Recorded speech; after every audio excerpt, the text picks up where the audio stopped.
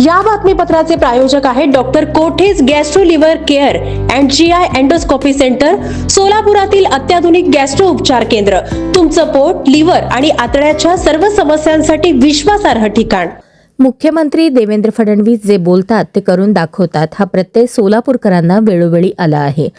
उजनी सोलापूर दुहेरी जलवाहिनी, विमान सेवा आणि IT पार्क नंतर देवाभाऊ सोलापूरकरांना काय भेट देणार याकडे सर्वांचे लक्ष लागले आहे. सोलापुरात एकच चर्चा आहे, ती म्हणजे 10 तारखेला हरिभाई देवकरण प्रशालेच्या मैदानावर होणाऱ्या मुख्यमंत्री देवेंद्र फडणवीस यांच्या सभेची.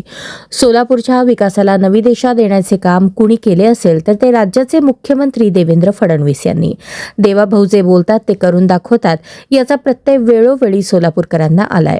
सोलापूर शहराचा पाणी पुरवठा सुरळीत करण्याची हमी देवाभाऊंनी दिली आणि उजनी सोलापूर दुहेरी पाईपलाईनसाठी तब्बल 892 कोटी रुपयांचा निधी दिला. त्यामुळे सोलापूरच्या पिण्याच्या पाण्याचा प्रश्न हा कायमस्वरूपी संपणार आहे. गेल्या 15 वर्षांपासून बंद पडलेली सोलापूरची विमानसेवा सुरू करण्याचे आश्वासन देवाभाऊंनी दिले आणि ते पूर्णत्वास नेले. सोलापूर गोवा विमानसेवा सुरू झाली, नंतर सोलापूर मुंबई विमानसेवा सुरू आहे. यापुढे सोलापूरहून तिरुपती बेंगलोर विमानसेवा सुरू करण्याचा मानस आहे. दहिटणे येथे झालेल्या कार्यक्रमात देवाभाऊंनी सोलापुरात IT पार्क करण्याची घोषणा केली आणि अवघ्या 4 महिन्यात IT पार्कसाठी जागा निश्चित होऊन काम सुरू झाले. लवकरच IT कंपन्या सोलापुरात सुरू होतील आणि हजारो तरुणांना काम मिळेल. त्यानंतर आता 10 जानेवारी रोजी हरिभाई देवकरण प्रशालेच्या मैदानावर देवाभाऊंची सभा होणार आहे. या सभेत ते सोलापूरकरांसाठी कोणती घोषणा करणार याकडे सगळ्यांचे लक्ष लागले आहे. देवाभाऊंनी आतापर्यंत ज्या ज्या घोषणा केल्या त्या पूर्ण केल्या.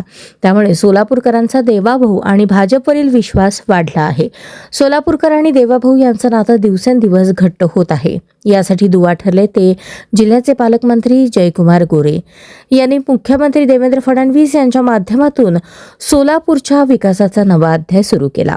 10 तारखेला होणाऱ्या देवाभाऊंच्या सभेसाठी जय्यत तयारी झाली असून कार्यकर्त्यांचा उत्साह शिगेला पोहोचला आहे. सर्वसामान्य सोलापूरकर यांना एकच आशा आहे, ती म्हणजे देवाभाऊ. सोलापूरच्या विकासाचे नवे पर्व या सभेच्या निमित्ताने सुरू होणार आहे.